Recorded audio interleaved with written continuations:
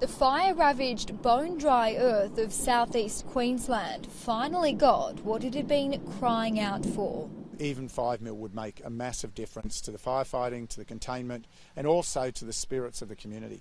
But what wasn't welcomed was the unpredictability of a thunderstorm, the risk that a single bolt of lightning could reignite the region's fire threat. The incident controller has advised me that they've made a decision to keep the arduous crews, those guys that walked in some 2 kilometres over the last few days to do chip lines along some of the fire fronts, that they won't be walking in today, just so that they're not in high risk positions should a lightning strike occur. 40 fire crews made up of locals as well as those from South Australia, Western Australia and New Zealand prepared for the worst.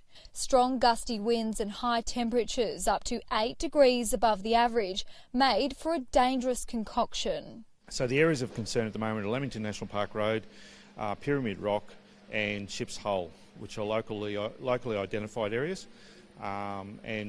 Because they're inaccessible, we actually have to walk crews into those areas, and they're being aided by our water bombing aircraft. While much of the hinterland faced very high fire danger, a severe fire danger warning was put in place in the Darling Downs and Granite Belt. Meanwhile, in Stanthorpe, Natural Disasters Minister David Littleproud witnessed the devastation firsthand, announcing a future drought fund while surveying fire-ravaged properties in the area.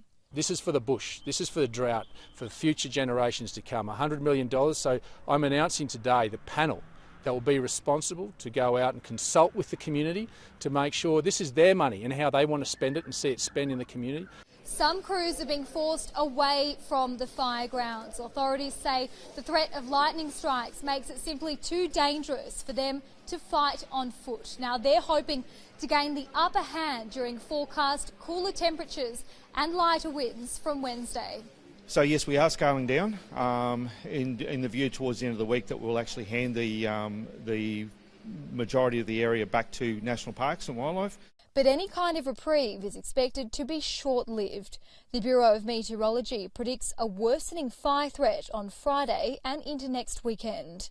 Julia Bradley, Sky News, Gold Coast.